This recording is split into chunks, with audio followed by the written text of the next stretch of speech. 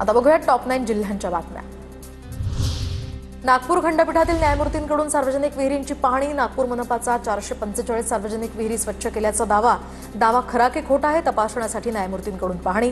अंबाझरी आणि रविनगर परिसरातील 3 विहिरींची पाहणी।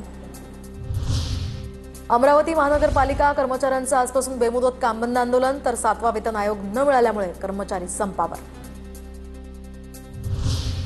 अमरावती नागपूर महामार्गावर रहाट गावाजवळ पर्यायी मार्गावर जीवघेणे खड्डे। रिंग रोड जवळ उड्डाणपुलाच्या बांधकामामुळे खड्डे असल्याची माहिती।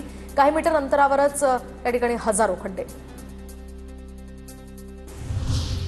सोलापूरमध्ये चिखल अंगावर उडाल्यानं एसटी चालक आणि दुचाकीस्वारामध्ये वाद। बार्शी ते कुर्डुवाडी मार्गावरची घटना।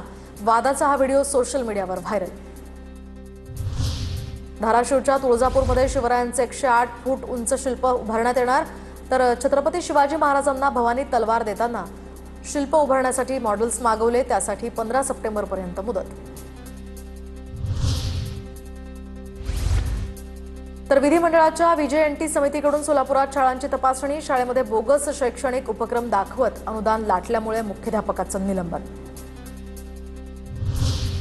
जालना जिल्ह्यात अतिवृष्टी अनुदान वाटपात घोटाळा। अखेर 28 जणांवर अंबड पोलीस ठाण्यात गुन्हे दाखल। परभणीत झालेल्या संततधार पावसामुळे खरीप पिकांचं मोठं नुकसानीचे तात्काळ पंचनामे करा, जिल्हाधिकाऱ्यांचे तर ठाकरेंच्या सेनेनं जिल्हाधिकाऱ्यांना आवाहन केलंय। पुणे पालिकेकडून रस्त्यावर गाड्या पार्क करणाऱ्यांना इशारा, गाड्या काढून घ्या अन्यथा टोईंग करणार, पालिकेचा इशारा।